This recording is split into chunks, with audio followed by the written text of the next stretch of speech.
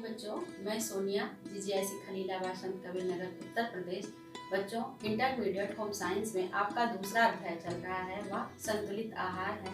और आज का हमारा टॉपिक है कार्बोहाइड्रेट के कारण कुपोषण। कार्बोहाइड्रेट की कमी या अधिकता के कारण मधुमेह तथा मोटापा रोग हो सकते हैं। कार्बोहाइड्रेट की कमी से शरीर कमजोर हो जाता है तथा थकान रहने लगती है। इसकी अधिकता भी हानिकारक होती है। यदि हम अपने आहार में अधिक कार्बोहाइड्रेट लेते हैं तो पेट खराब रहता है, दस्त हो सकते हैं तथा मधुमेह रोग हो सकता है।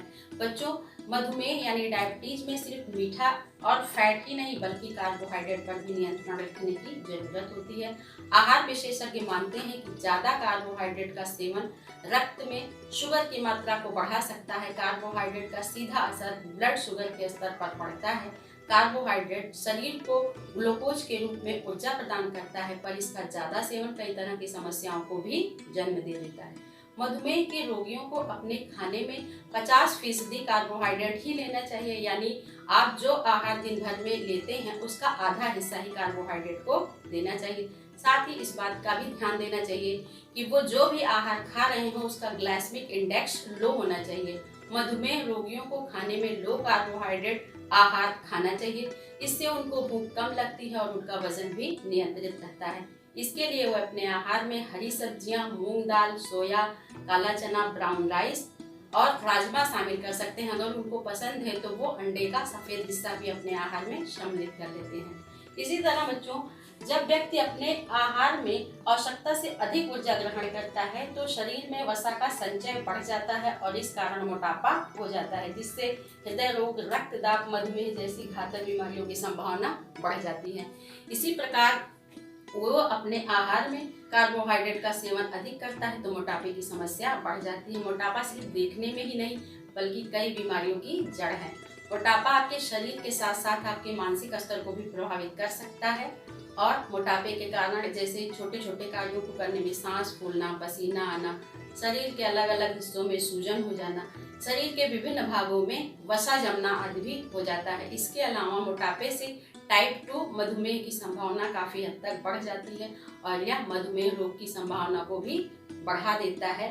इसी के साथ बच्चों, आप जो है घर पे रहिए, स्वस्थ रहिए, व्यस्त रहिए, मस्त रहिए और लॉकडाउन के नियमों का पालन करते हुए अपनी पढ़ाई को अनवरत जारी रखिए। धन्यवाद, नमस्कार। कि जो है आप लोग मेरा पूरा सहयोग दीजिए, मेरा साथ दीजिए, तभी मैं जो है आगे और अच्छा काम कर पाऊंगी। क्लास ओवर किया जाए? क्यों बच्चों बताइए।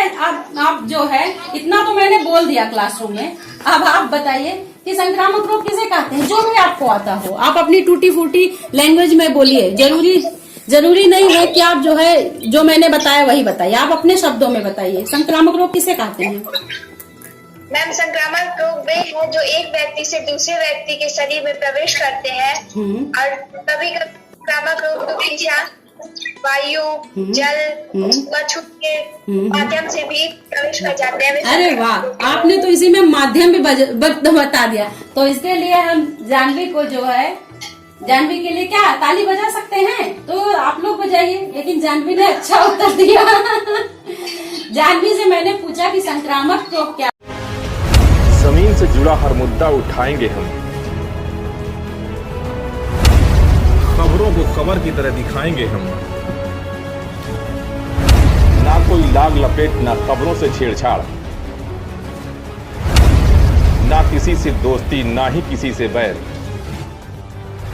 सरकार की योजनाओं से भी हम कराएंगे आपको रूबरू, जिससे आपको मिल सके योजनाओं की हर जानकारी। सही और सटीक खबरों पर रहेगी हमारी पैनी नजर, क्योंकि हम हैं दस्तक न्यूज, राष्ट्र सबसे पहले।